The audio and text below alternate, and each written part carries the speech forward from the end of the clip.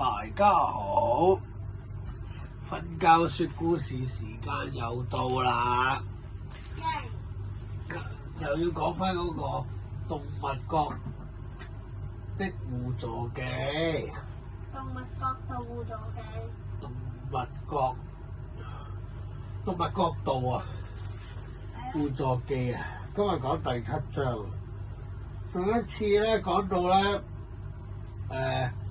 阿李咧就負責設計通風系統啦嚇，小南咧就負責揾水同埋食物，大力咧就去清理洞穴嘅沙石。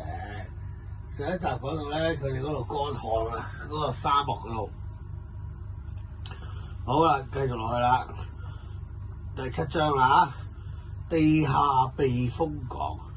經過咗幾日嘅努力，地下洞穴咧被清理得乾乾淨淨，變成咗一個咧舒適嘅避風港。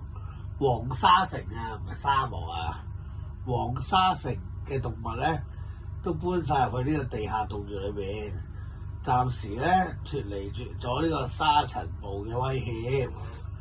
為咗徹底解決沙塵暴嘅問題，阿李佢哋決定喺黃沙城嘅周圍種植一啲防風林啊！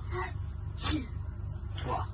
呢度先啦，佢哋咧向呢個金爪城同埋綠野鎮嘅動物，哇！請求支援，希望咧佢哋能夠提供咧呢個樹苗啊，同埋種植嘅技巧啊，種啲嘢出嚟咧抵抗呢個沙暴啊！好，大家明嚟先。金爪城咧，同綠野鎮嘅動物咧，紛紛都響應，送嚟好多樹苗同埋種植嘅專家。大家咧喺共同努力底下咧，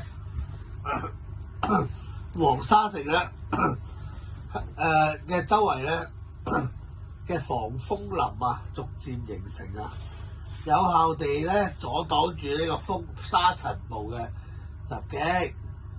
隨住防風林嘅成長啦，黃沙城嘅環境咧逐漸改善，一啲咧植物開始咧喺沙漠裏面生長，吸引咗更加多嘅動物前嚟定居。黃沙城咧慢慢變成咗一個綠洲啊！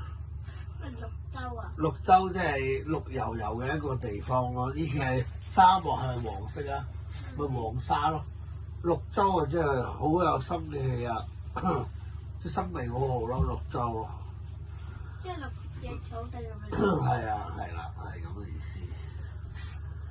正當阿李佢哋準備離開黃沙城，又收到咗一封來自海洋城市嘅南海城嘅求情信。南海城嘅海水受到污染，海洋生物面臨生存嘅危機。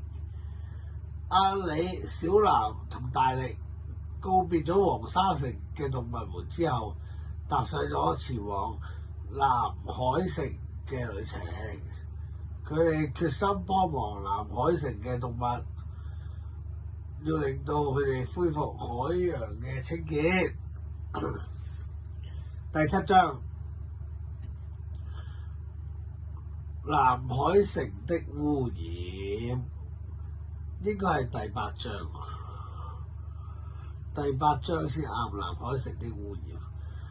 到達咗南海城之後，阿李佢哋見到一片污染嘅海洋，海水渾濁，散發住一啲好難聞嘅氣味。越多嘅海洋生物，唔係好多嘅海洋生物奄奄一息。阿李同佢啲朋友開始清理呢個海洋，大家潛入海底清理垃圾。